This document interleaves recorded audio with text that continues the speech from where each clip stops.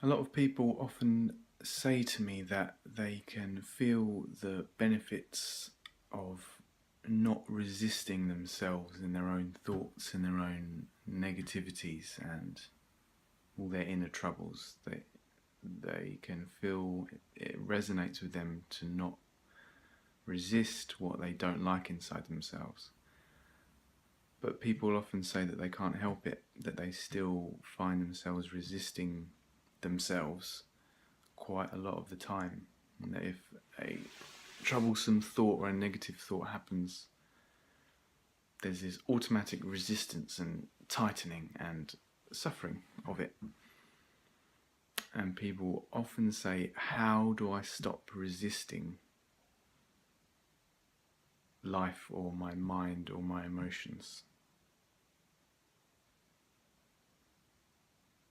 And I would say that it's not actually you doing the resistance. It's the same as a thought that comes or an emotion that comes. It comes by itself. You don't decide that you're going to think this thought now and have this emotion now, and then it comes. And you don't summon resistance. It's more like it's a reflex and just a spontaneous energy that comes and doesn't feel very pleasant. And it normally carries a sense of identity with it. And something else, like another thought, comes that says, I'm resisting this. I can't help but resist. So rather than taking yourself to be the one resisting, notice that the resistance is there.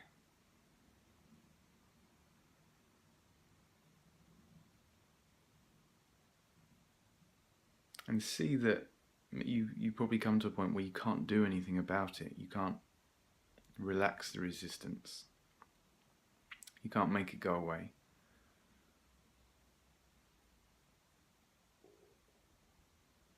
And if that's realized deeply that you can't change the resistance, then the attention, the kind of manipulative, tight attention on the resistance will relax, because there's no longer a desire or a belief that you can change it.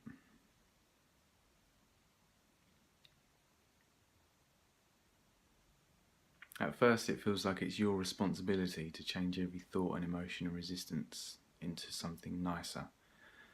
But this energy's there and you can't do anything about it. And if that's really realised, then there won't be such a trying to do something about it.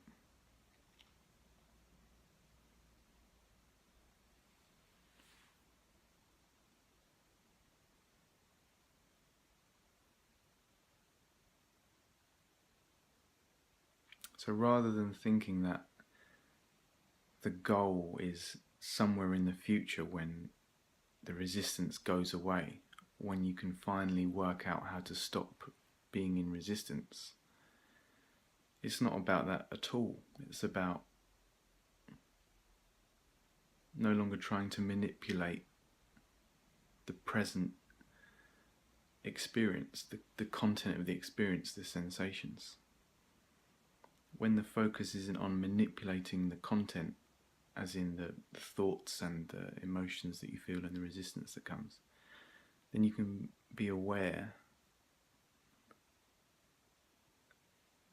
When I say you can be aware, it creates a duality, but it's just language. You can be aware that there's a space surrounding the resistance. Around the resistance, there's no resistance. Just like around a chair in a room, there is no chair, it's just space. And the attention might still want to go back into resistance to try to change something. But if you don't be focused so much on changing what you're feeling,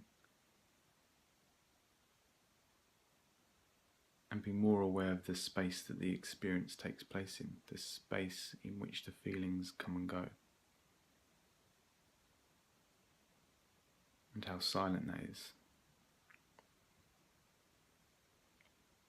it will be easier for the attention to merge back with that and feel it as part of itself, if that makes sense. So forgive the resistance. If that feels impossible, some people say, I can't let the resistance be there. You can always go a step behind that and forgive that, let that be. So if you can't let yourself resist, then let that be. And at some point it might just seem like craziness. There'll be like you'll sense like a tight ball of resistance, and it's not doing anything. And when it's clearly seen that it's not doing anything useful, it will be taken less seriously. We take it seriously when we believe the resistance can help us in some way, that it's got some good force behind it, or some good potential.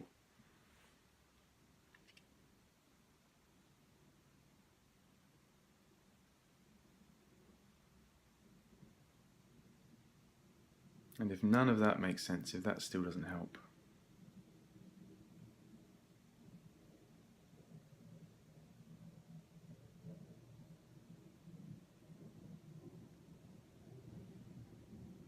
then I don't know what else to say.